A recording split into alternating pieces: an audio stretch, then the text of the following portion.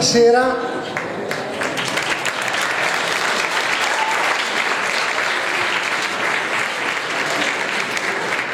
Il film di questa sera è Les Redoutables, presentato in anteprima all'ultimo Festival di Cannes qui in prima nazionale, e chiamo subito il regista Michel Hazanavicius e Bérénice Bejo, sua moglie nella vita e attrice di molti suoi film. Grazie, buonasera. Buonasera.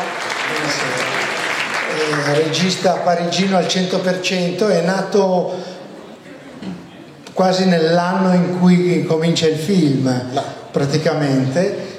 Vedremo come racconti quegli anni, come dire, così infuocati che furono nel 68. Adesso però vorrei chiamare subito il direttore del festival, Marco Bellocchio, perché ha una cosa per voi.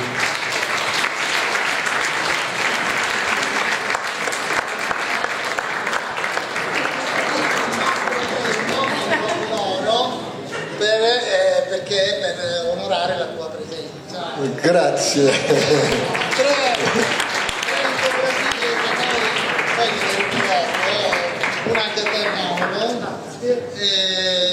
No, per diciamo contenere, perché questo momento per me è molto bello, per noi che facciamo, e siccome avviene sempre alla fine invece trovo che sia più carino farlo subito e affermare questo onore. Insomma, è stato un arrivo molto rocambolesco, però alla fine ci siamo riusciti e noi siamo contenti di avervi qua. Va bene? Grazie, grazie. Non parlo italiano, non capisco italiano, ma no, grazie. No.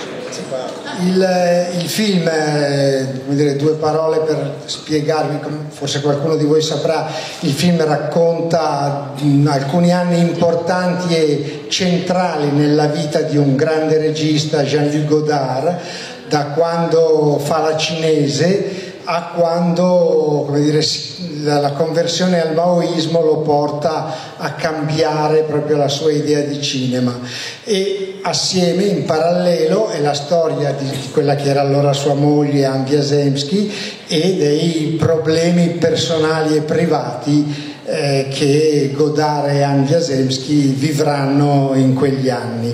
Bérénice Bejo invece interpreta Michelle Rosier, l'amica del cuore di Anne Wiazemsky, e non penso che valga la pena lasciare vedere il film. Forse tu veux dire quelque chose pour introduire le film, ou après on va discuter? Non, je voulais vous remercier d'être là. Je sais que le film est en français, sous-titré anglais, donc vous êtes courageux de venir. Bon, au moins il y a des gens qui parlent français.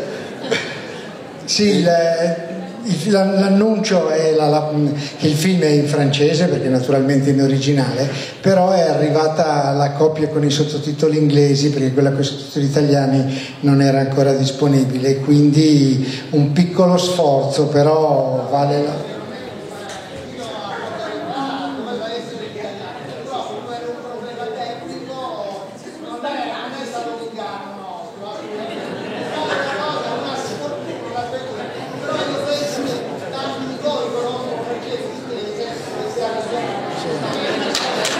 E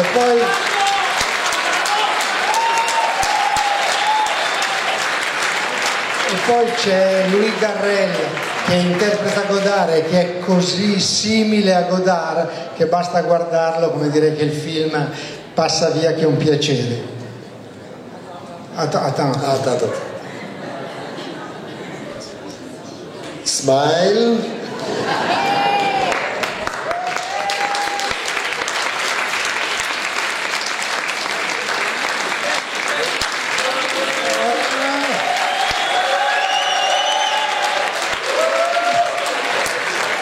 Grazie.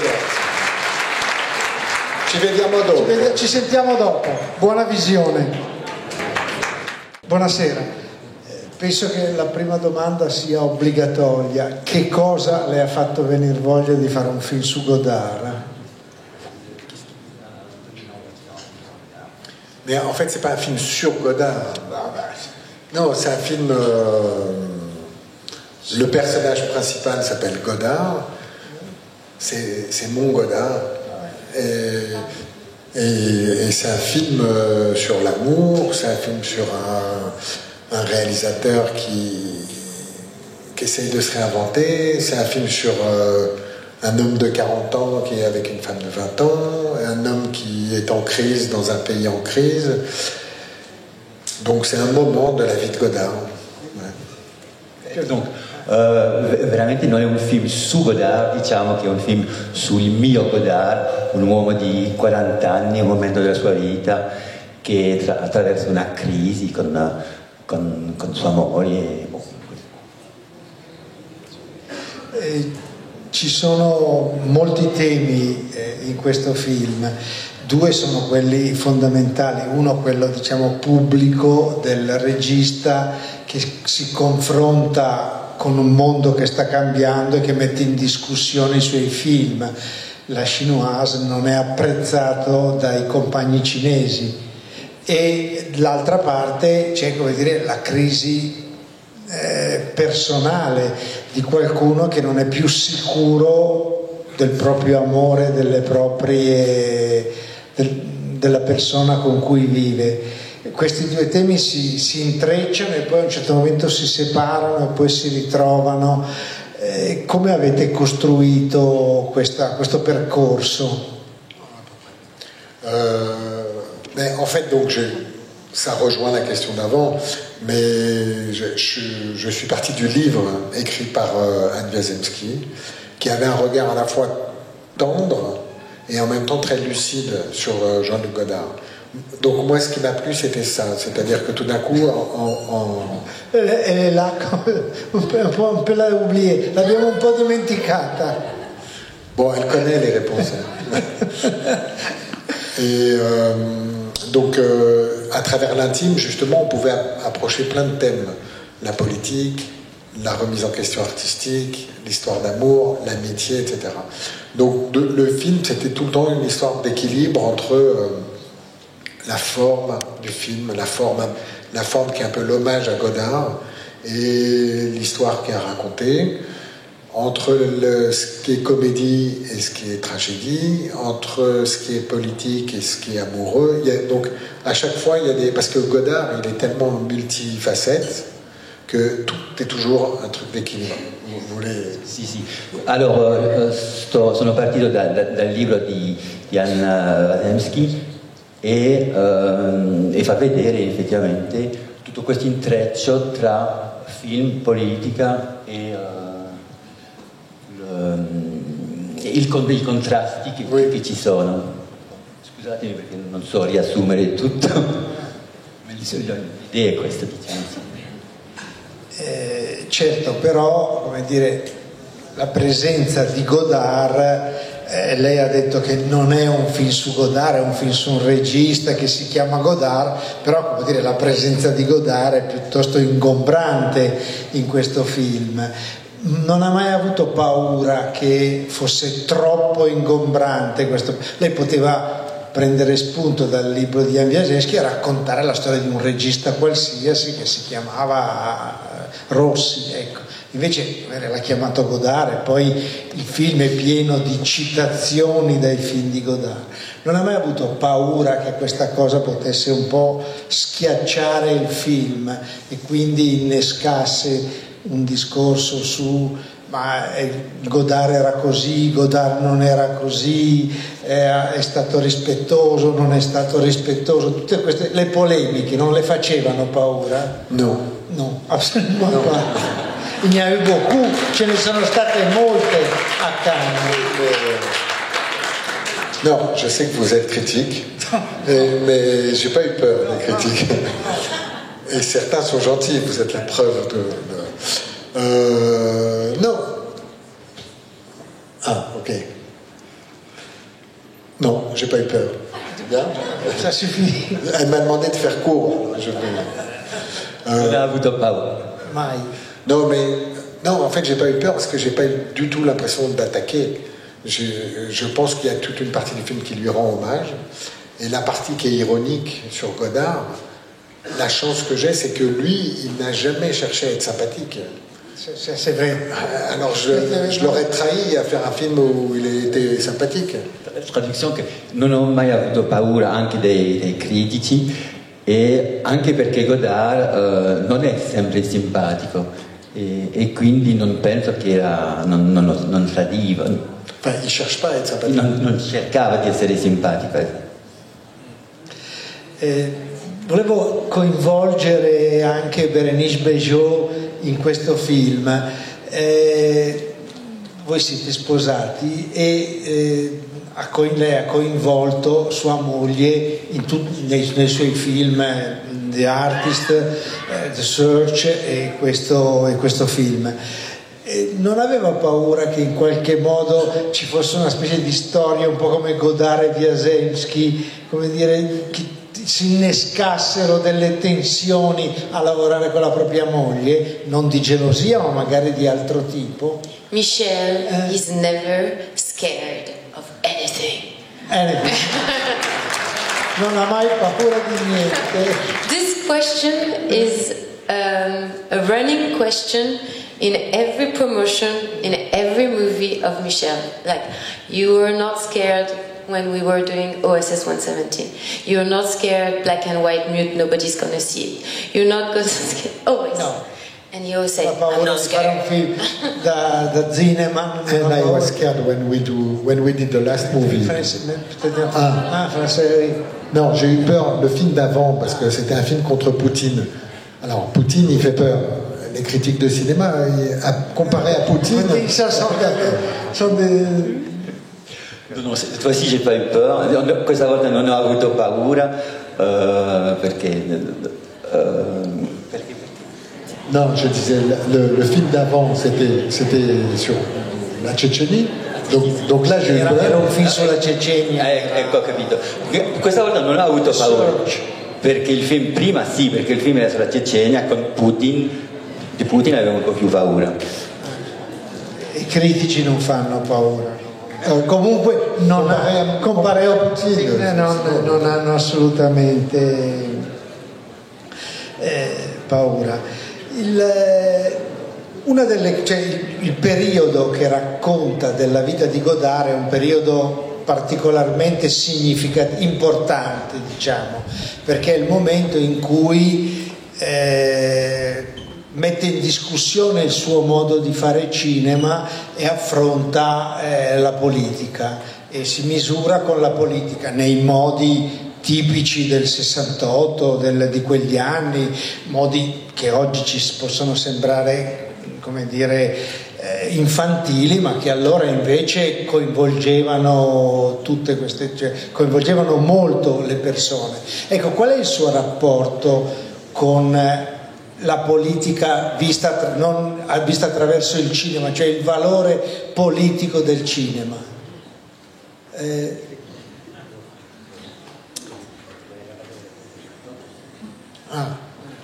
Je penso che tutto è politico. En français. Non, je pense que tout est politique, que des fois on la fait monter à un degré plus visible. Et des fois, elle est cachée. Et des fois, quand on croit qu'on n'en fait pas, malheureusement, on en fait. Mais aujourd'hui, la situation est très différente. C'est-à-dire que en 68, j'espère que j'aurais été radical et que j'aurais été plus violent. Vous avez 2 ans à 68. Ah oui, oui. J'étais violent e j'étais radical. Io penso che comunque che tutto è politico e quando uno fa film e pensa che non è politico fa forse cattiva politica. Poi all'epoca del 68 avevo 2 anni, certo, e che in un'altra epoca, anche l'epoca di quel film, del soggetto del film, che oggi è diverso. Oui, c'est-à-dire que la France, en tout cas de 67, était tellement d'une certaine manière que la réaction ne devait être que violente. Aujourd'hui, je pense que c'est très différent. E quindi all'epoca del 67-68 la Francia era strutturata in tal modo che non poteva non essere violenta. Aujourd'hui, c'est très différent. La manière d'être politique, elle est forcément différente. E quindi oggi il mio modo di essere politico è per forza diverso. Ma quando lei ha fatto un film politico l'ha fatto all'estero, l'ha fatto sulla Cecenia, non sulla Francia, perché è complicato fare i film sul proprio paese, è più complicato, mi chiedo.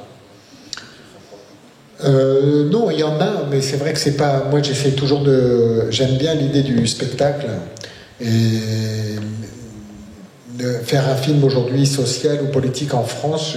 Aujourd'hui, j'ai pas trouvé ou j'ai même pas vraiment cherché en fait.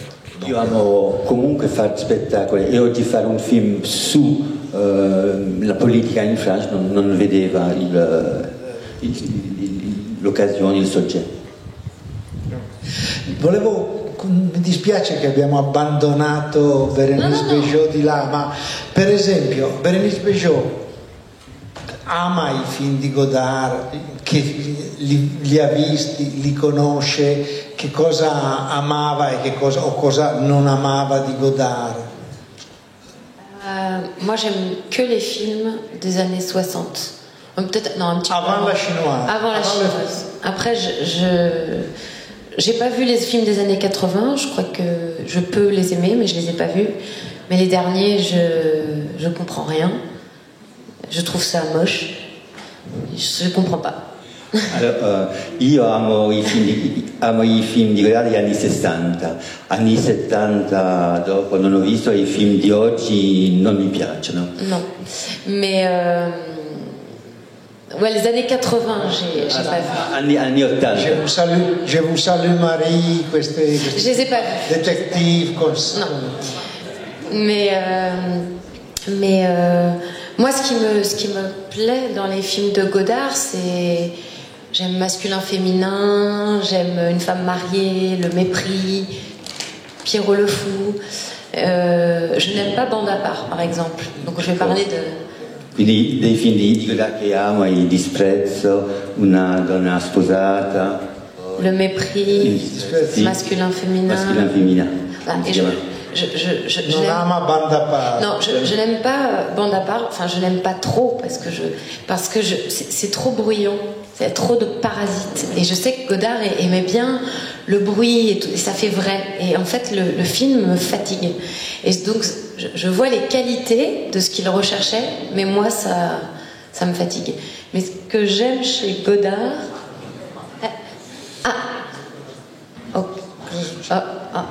problema. Introduce Jonah because oggi noi abbiamo fatto uno splendido incontro insieme a loro, insieme a Jonah, che parla di cinema e forse ci può aiutare meglio nella traduzione in qualche modo, siccome capisce meglio la materia ed è più preparato, e quindi può darci una mano a condurre e portare avanti questo dibattito, evitando un ulteriore affaticamento per tutti. Grazie mille Jonah. Ainsi va la vie à bord du Redoutable, n'est-ce pas? Et voilà, parce que... non mais vous pouvez rester, hein. Tout va bien. Qu'est-ce que je disais? Bande à part. Tu n'aimais pas les... Oui, que j'aimais, voilà. Trop de bruit. Oui, voilà. Mais moi, ce que j'aime chez Godard, c'est que c'est complètement déconstruit, que c'est... qu'il y a des images, il y a des mots, il y a de plein de choses un peu nouvelles qu'on voyait pas à l'époque où Godard a commencé ça, les cartons, les voix off, les regards caméra. Il y a une liberté dans sa manière de filmer qui fait plaisir à voir. Quello che mi piaceva del cinema di Godard degli anni 60 era ovviamente la sua straordinaria libertà formale nello spezzare le regole della narrazione, gli sguardi in macchina, i cartelli, gli inserti, la voce fuori campo, tutte quelle fratture della norma che ha fatto sì che poi la Nouvelle Vague fosse identificata con il lavoro e la figura stessa di Godard.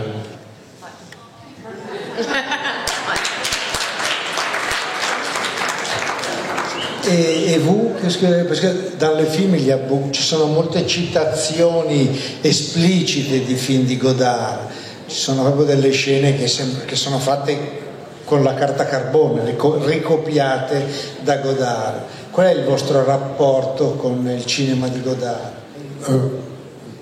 Moi j'aime énormément les films des années 60 où je trouve qu'il y a une décennie enchantée. Les films des années 70 plus militants sont plus compliqués pour moi à regarder. Et après, je vois ça comme... Il y a toujours il y a des trouvailles tout le temps dans le cinéma de Godard, mais je vois ça plus comme un penseur qui réfléchit, qui s'est mis en dehors du champ du cinéma et qui cherche sa propre route. Et il ouvre beaucoup et il dépose des objets qu'on appelle des films le long de sa route. Et je ne crois pas qu'on puisse les voir comme des films comme les autres. C'est une œuvre, et c'est un monsieur qui marche, et voilà. Et donc, je ne crois pas qu'il faille le regarder. Alors on regarde, des fois il y a un truc il y a des gens qui sont touchés, intéressés par des choses. C'est des films qui ne sont pas faciles à regarder, mais moi je ne peux que respecter la liberté de cet homme.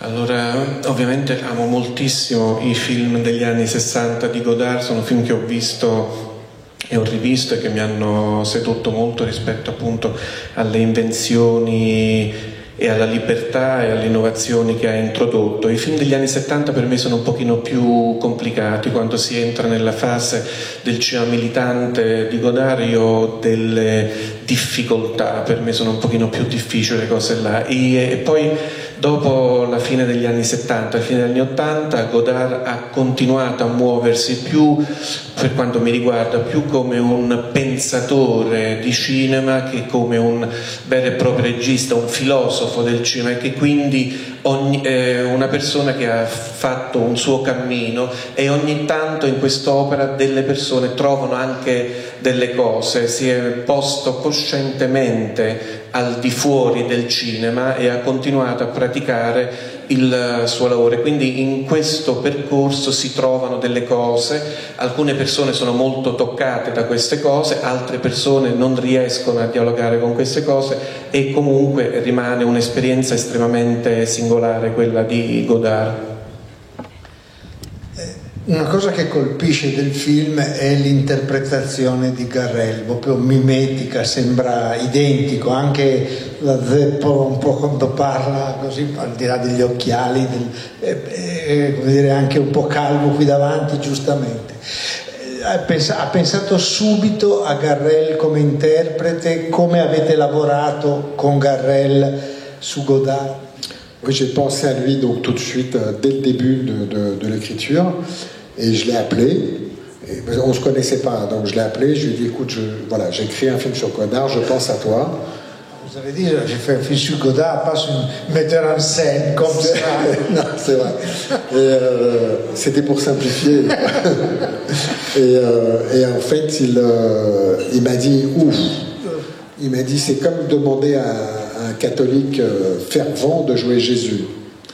Alors, in realtà ho pensato immediatamente a Louis Garrel sin dalla fase di scrittura del progetto, per cui quando l'ho chiamato gli ho detto senti, sto facendo un film su Godard e avrei pensato a te. A quel punto Paolo Mereghetti è intervenuto e ha detto ma gli hai detto che avresti fatto un film su Godard, non su un regista qualsiasi? E Michel Hazanavicius ha risposto sì, perché in qualche modo quando gli ho detto vorrei che tu facessi Godard, gli ho detto perché è come chiedere a un cattolico fervente di interpretare Gesù. Et alors il peut faire beaucoup plus une imitation beaucoup plus précise de Godard, mais toute l'idée, mais lui au début il m'a dit mais pas d'imitation, hein. Je lui dis oui bien sûr pas d'imitation, mais je mentais parce que je voulais quand même qu'il y ait un peu d'imitation. Au début il voulait jouer avec ses cheveux et avec sa voix, enfin il était prêt à faire et petit à petit, moi j'avais quand même écrit avec Godard en tête. Alors dès qu'il prenait la voix de Godard, ça devenait bien. Alors on a négocié pour savoir jusqu'où il prendrait la voix. Ça a pris des heures, mais des centaines d'heures au téléphone de négociation. C'était le gros truc de la préparation. Et puis après, il est venu la perruque. Et là, ça a été des milliers d'heures de négociations. Il ne voulait pas. E donc jusqu'au dernier moment, bon, mais j'ai gagné à la fin. Voilà.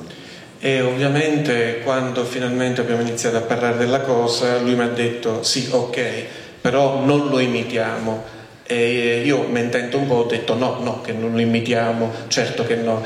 E allora lui ha detto ok, allora lo possiamo fare così, voleva interpretare il personaggio con i suoi capelli, con la sua voce, e lì è iniziata tutta una lunga contrattazione che no, magari i capelli no, la voce un po' così, e quindi è iniziato tutto questo dialogo che poi ha portato alla caratterizzazione del personaggio in questo modo. Ovviamente quando si è giunti al punto di dover ipotizzare la calvizie di Godard, la parrucca, lì si è arrivato di nuovo a una contrattazione molto forte, perché Louis Garrel non voleva, lui insisteva, e quindi insomma alla fine hanno ottenuto un compromesso che è quello che si vede sullo schermo, e anche e soprattutto rispetto alla voce, perché lui giustamente dice lavoravo avendo la voce di Godard nelle orecchie, e Louis Garrel voleva invece usare la sua voce, quindi, e non voleva imitarla, quindi ma un pochino dovremmo fare una concessione verso quella che è la voce di Godard, quindi anche lì c'è stato un andirivieni tra le diverse posizioni nostre. E se qualcuno vuole fare delle domande, io ho un po' di luce negli occhi, però potete alzare. No, niente. Comunque se volete. Non ho visto. Là in fondo. Bonsoir Madame Bayot, bonsoir. J'avais vu, excusez-moi, je ne parle pas bien français. Alors, j'avais vu beaucoup de couleurs aussi maintenant dans les films.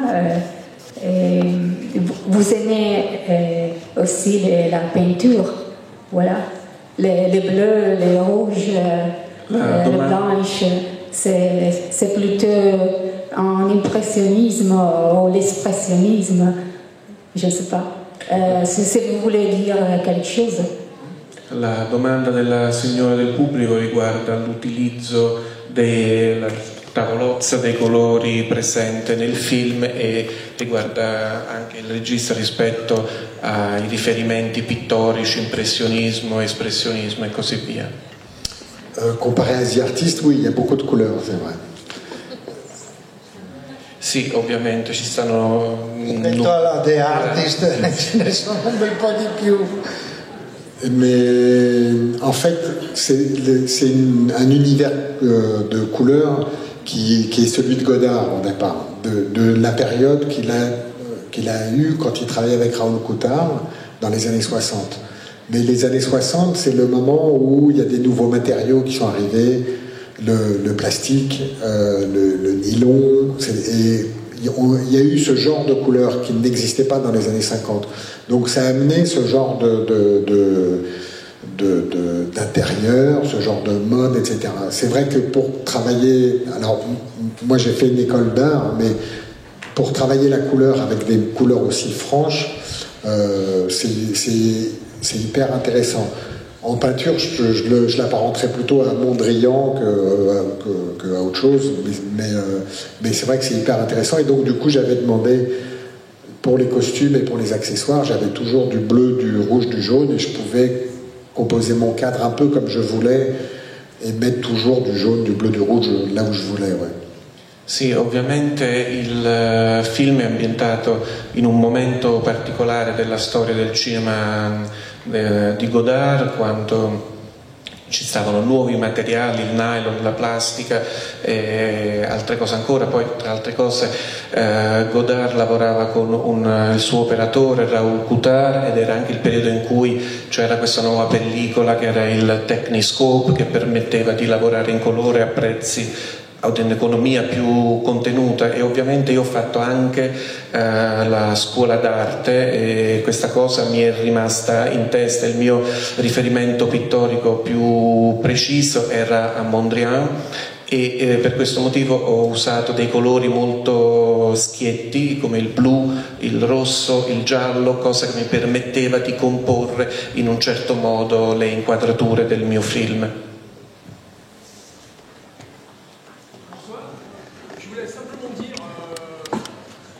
sont passés à Beaulieu par hasard.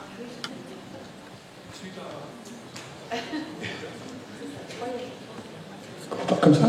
D'accord. Je voulais simplement dire, nous sommes passés à Beaulieu par hasard, et ça a été un plaisir extrêmement... c'est extraordinaire d'être ici, d'avoir vu votre film en première. Moi, je suis enthousiasmé. C'est merveilleux. J'ai tout aimé dans ce film.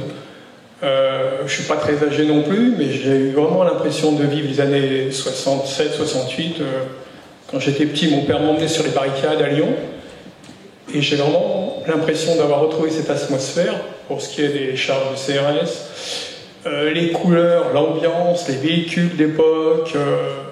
C'est un film que j'ai trouvé chaleureux, plein de couleurs, effectivement, et extrêmement vivant. Et j'ai adoré, je ne suis pas un professionnel de Godard, mais quand bien même j'ai adoré retrouver, je dirais, Godard dans ce film, hein, d'une autre façon de celle que je connaissais quand je regardais ces films. Donc voilà, tout simplement, nous sommes en vacances là, c'est le hasard qui nous a amenés ici, je crois qu'il n'y a pas de hasard en fait. Et un grand merci à tous, quoi. Un grand merci à toute cette équipe là qui a participé à ce film, et puis notamment à vous deux. E più voilà, c'est tutto. Merci beaucoup. Merci. Non era una domanda, ma era il commento del signore che è francese. Ha detto: mi sono trovato a passare a Bobbio casualmente, quindi sono estremamente felice di poter vedere il film qui in anteprima.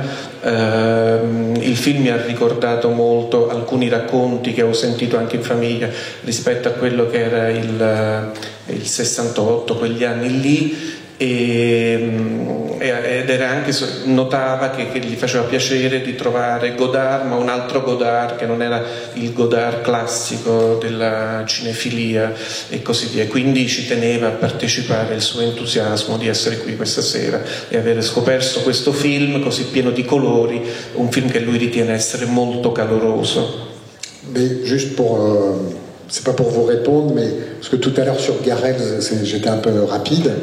Et en fait, sur le Godard dont vous parlez, c'était tout l'intérêt du travail qu'on a fait avec Godard, c'est-à-dire en ne cherchant pas à trop l'imiter. S'il l'avait imité plus, il aurait été la caricature de Godard, le Godard que vous connaissez en fait, qui est le Godard des interviews et tout ça.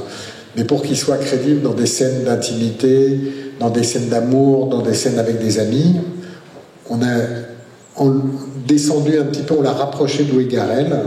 C'est pas une imitation parfaite, et comme ça c'est plus proche de Louis Garrel, et du coup ça a laissé rentrer beaucoup d'humanité, et tout d'un coup ça devient un personnage qui est beaucoup plus humain, et ça a été vraiment Louis Garrel est un excellent acteur, mais je trouve que toute l'intelligence qu'il a eue, c'est justement de pas chercher à imiter au maximum et de reproduire une image parfaite de Godard partout, mais au contraire de le laisser vivre en fait et de faire un peu. Et du coup, on a l'impression que l'imitation est parfaite, mais en fait c'est parce qu'elle est humaine, c'est pas parce qu'elle est parfaite, justement. Rispetto alle osservazioni del signore, Michel Hazanavicius voleva aggiungere che rispetto alle cose che ha detto prima su Louis Garrel forse è stato un tantino rapido, perché la grande intelligenza di Louis Garrel è stata esattamente quella di non imitare Godard, che sennò sarebbe risultata l'imitazione del Godard che il signore e tutti noi conosciamo dalle interviste, la persona un po' tranchant, un po' massimalista, paradossale. E quindi dice: se oggi il ruolo che interpreta Garrel sembra quasi un'imitazione, è perché paradossalmente Garrel non lo ha imitato, e anzi nelle scene di intimità, quando è con la sua compagna o quando è da solo, lui ha interpretato se stesso in qualche modo, e quindi ha lasciato entrare molta della sua personalità nella composizione del ruolo di questo personaggio che era Godard, cosa che poi alla fine conferisce a questo Godard un'umanità che altrimenti sarebbe stata soffocata dalla imitazione.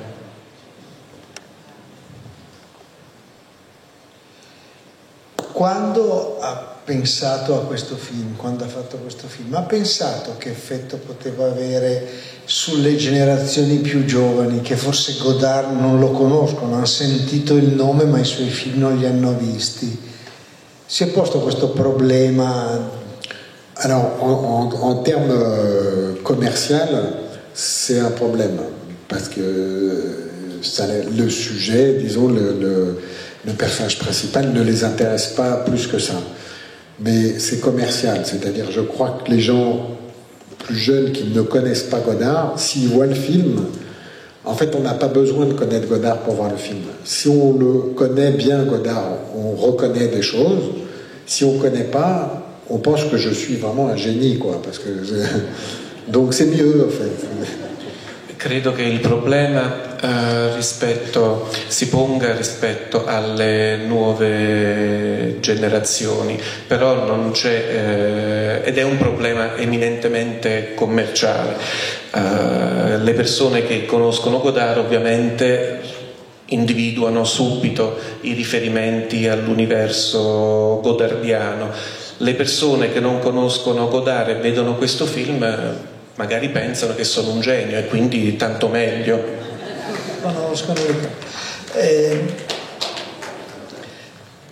Io guardo sempre. Non si vede più niente. Je suis In piedi. Bonsoir. Non sono riuscita a leggere quella scritta dei colori della bandiera francese che all'inizio c'è quando Godard cammina con i suoi due colleghi lungo il marciapiede. Quand il marche sur le mur derrière. Oui. Il faudra revoir le film. Bisogna rivedere il film. Non, il y a écrit d'un homme, on peut faire un curé, un flic, un para, et on ne pourrait pas en faire un homme. Dice di un uomo si può fare un prete, uno sbirro, un paracadutista. Un para. Un para. Un curé, un para, un flic. Un parachutiste. Un paracadutista, perché c'hanno i paracadutisti. C'est un parachutiste, no? Oui, un parachutiste. Un paracadutista.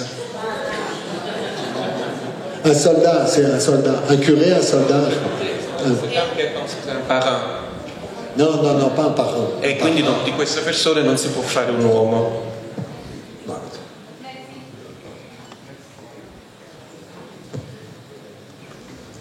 Io ho una curiosità, ma Godard l'ha visto questo film? Ha detto qualcosa? Ha fatto... So che lei le ha mandato la sceneggiatura, ha avuto delle reazioni, le ha fatto arrivare qualche reazione? Est-ce que j'ai reçu un SMS de Godard qui dit waouh, avec un smiley? Non. Et Anne Wiazemski? Anne Wiazemski, elle a adoré. Elle a adoré et elle m'a fait le plus beau compliment jusqu'à présent. Non, elle m'a dit, elle a dit dans la presse que j'avais réussi à faire une comédie d'une tragédie. Et pour moi, j'ai toujours pensé que la comédie italienne, c'était ça. Et pour moi, la comédie italienne, c'est très très haut. Donc j'étais vraiment très très content. Godard, je sais pas. Allora, la domanda era appunto se Godard avesse visto il film o meno. Michel Hazanavicius ha fatto un po' dell'ironia, ha detto non è che abbia ricevuto un SMS di Godard che mi ha detto wow, figo, con lo smile e il pollice alto, no, però ho ricevuto un grande apprezzamento da parte di Anne Wiazemski, che è l'autrice dei libri da cui è tratto il film, che gli ha detto sei riuscita a fare di una tragedia una commedia, e per me che tengo in considerazione molto alta la commedia all'italiana, questo è il complimento più grande che mi si potesse fare. Visto che ci stiamo allontanando da Godard, qual è invece il tipo di cinema che le piace? Perché sicuramente dai suoi film dà l'impressione di conoscere molto bene. The Search era un film di Zinnemann, The Artist è pieno di rimandi e di citazioni. Che tipo di cinema le piace? En fait, c'est très éclectique. J'aime beaucoup de choses, mais dans les courants de cinéma, c'est vrai que le cinéma italien d'après-guerre jusque dans les années 70, c'était quand même un des meilleurs au monde. Le cinéma américain, les polars des années 50 sont quand même très secs. Les premiers films d'Anthony Mann, par exemple, tout ce qui est série B était extrêmement bon. Le cinéma américain des années 70, le nouvel Hollywood, c'est très très bon. Alors je suis pas un expert, mais le cinéma asiatique s'est réveillé depuis maintenant quelques bonnes années, voilà, en Corée. Lei con che cinema è cresciuto? Un attimo, traduciamo prima questo, se no poi ci perdiamo per strada. Ah, oui, oui. Diceva che i suoi gusti sono molto eclettici, ovviamente il cinema italiano dal dopoguerra ai primi anni 60, poi ovviamente il cinema americano, quello della cinefilia classica, faceva l'esempio del cinema di Anthony Mann degli anni 50, che sono dei polizieschi sovente molto secchi, molto efficaci. Ovviamente il nuovo cinema americano degli anni 70, la cosiddetta nuova Hollywood. Poi ha detto: non sono un esperto di cinema asiatico, ma per esempio negli ultimi anni sono venute fuori delle cose molto interessanti anche dalla Corea. Poi Paolo voleva dire, e io l'ho interrotto maleducatamente, ma con che film è cresciuto? Con che cinema è cresciuto?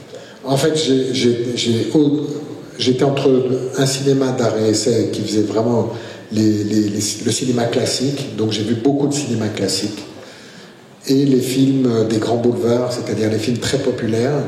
Et en fait, mon premier amour de cinéma, c'est un amour de spectateur. J'aime le cinéma populaire, j'aime le cinéma divertissant, j'aime le cinéma qui... Tonton Flingueur. Oui, j'aime le cinéma qui fait du spectacle, j'aime James Bond, j'aime bien en français on appelle ça le cinoche. C'est pas le grand cinéma, c'est le cinoche, on va et pendant 1h30 on oublie un peu. Voilà. Sono cresciuto in un luogo dove, lo diceva anche stamattina agli studenti, tra un cinema di arte d'essè, il cinema d'autore così, e il cinema dei grandi boulevard. Mi piace molto quello che in Francia chiamano le cinoche, cioè il cinema usa e getta del grande spettacolo, delle commedie di James Bond, delle commedie francesi, Pierre Richard, i Tonton Flingueur, che è il film preferito da Macron. Sì, no, dico in italiano. In italiano secondo me non è mai uscito. C'erano i tre mattacchioni, una cosa così, giravano sulle TV private alla fine. Insomma, è un cinema estremamente popolare, quindi E invece Bérénice Bejo, con che cinema è cresciuta e che cinema ama? Moi, j'ai grandi avec le cinéma américain des années 50, 60, même 40. Beaucoup de cinéma américain. Bien. Ouais. Et j'avais des affiches. Moi, mes idoles quand j'étais petite, c'était pas. Quand j'étais petite, mes copines, c'était Brad Pitt. Non, ça c'est tes enfants. Non, mais c'était Brad Pitt. C'était qui? C'était toute cette génération de garçons. Moi, c'était Robert Mitchum, Cary Grant, James Stewart, Marilyn Monroe, Katharine Hepburn, Spencer Tracy. Enfin, moi, quand j'ai commencé le cinéma, je croyais que le cinéma, c'était le cinéma américain. Donc je pensais que j'allais jouer dans des films américains, a priori en noir et blanc, et que ça allait être magnifique. Voilà, Et puis j'ai commencé à la télévision avec des films un peu sympathiques, mais pas magnifiques. Mais je renie pas. Et après, j'ai évidemment fait des très beaux films. Mais alors, bon, ça va, c'est facile. Ouais, c'est facile ce que je dis. Non, mais voilà. Donc moi, j'ai plutôt grandi avec ce genre. Voilà, mon premier choc, ça devait peut-être être Chantons sous la pluie ou les films avec John Wayne. La prisonnière du désert. Moi, je pensais jouer des personnages romantiques, magnifiques, héroïnes dans le désert, avec des chevaux. Bon, j'en ai jamais fait. il cinema con il quale sono cresciuto era quello degli anni 40 e 50, a differenza delle mie amiche coetanee. Non sono cresciuta con il mito di Brad Pitt e altri. I miei eroi erano Robert Mitchum, Spencer Tracy, James Stewart, Katharine Hepburn e tutti i grandi attori del cinema classico americano. Io quando immaginavo di fare dei film, immaginavo di fare dei film in bianco e nero, e poi ovviamente mi immaginavo di essere anche un certo tipo di eroina. Il mio primo shock estetico è stato Cantando sotto la pioggia, ma poi mi immaginavo anche di essere una delle protagoniste di Sentieri selvaggi, e ovviamente quando poi ho iniziato a fare dei film ho iniziato a fare delle cose in televisione molto simpatiche, che ovviamente non nego, ma erano simpatiche e non magnifiche come quello che immaginavo di fare. Poi ovviamente ho fatto anche altre cose molto belle, però era più o meno questo il mio universo mentale. Ovviamente Marco, non ti dormi. Ovviamente con lei era fantastico. Ovviamente con lei, anche con lei. Anche con lei. C'è una cosa curiosa nel film, che quando Godard vuole insultare Anne Jasemski, dice che si è comportata malamente, le dà della starlette. Anche nel romanzo, anche nei libri l'accusa di essersi abbronzata in spiaggia. Qui nell'ultima scena sei come una starlette, che è abbastanza curiosa questa cosa, cioè vuol dire, il massimo insulto è proprio fare l'attrice famosa. Je crois qu'aujourd'hui, bon, ça n'a pas la même valeur qu'à cette époque-là, où il y avait, par exemple à Cannes, il y avait toutes ces jeunes actrices, qui voulaient être actrices, qui se faisaient prendre en photo. Il y avait une fascination pour le cinéma et il y avait plein de starlettes. Alors aujourd'hui, oui, il y a plein de filles qui font des choses sur Internet et tout ça, mais c'était pas pareil. Il y avait... moi, ça me parle. Quand on dit starlet, je vois dans Chantons sous la pluie toutes ces petites figurantes qui veulent être comédiennes. Et c'est vrai que c'est horrible de dire ça à une actrice. Une actrice, elle a envie de jouer, elle a envie d'avoir des rôles importants, elle n'a pas envie d'avoir des petits rôles inintéressants, qu'on dit dans Starlet. C'est mesquin de dire ça, c'est méchant. Hein. Oui, c'est vrai. Moi aussi, j'aime pas. Neanche io amo molto questa cosa della starlet, però ovviamente bisogna contestualizzare. All'epoca di Godard la starlet aveva un valore diverso rispetto a oggi, quando le ragazze si mettono in scena su internet, sui telefoni, in tutto in un altro modo. In realtà all'epoca di Cantando sotto la pioggia questa idea delle starlet, tutte queste comparse che premevano per diventare attrici perché volevano interpretare dei ruoli, aveva un valore diverso rispetto a oggi. Però è vero che all'epoca di Godard dire a una attrice ti comporti come una starlet era un insulto piuttosto bruciante. Se non ci sono una...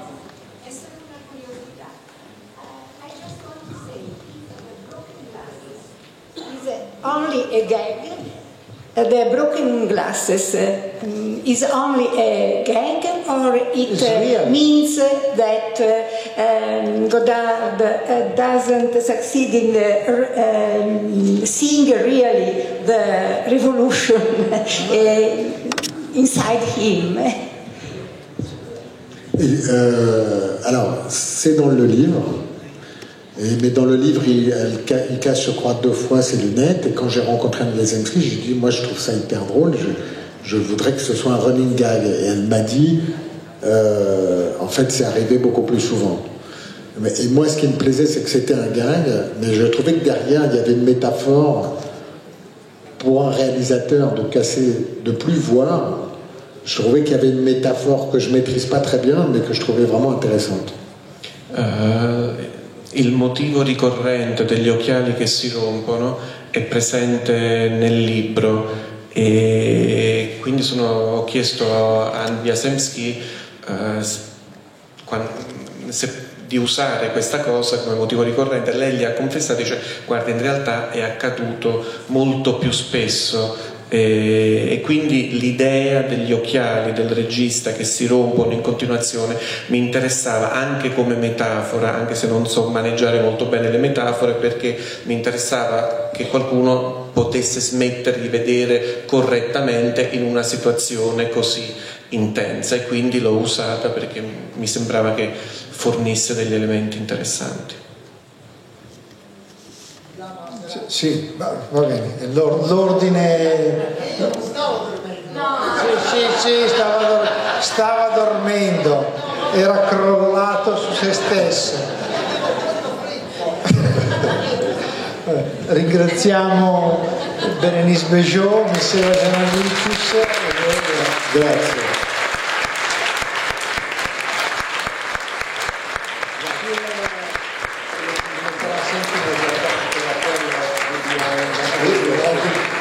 Grazie.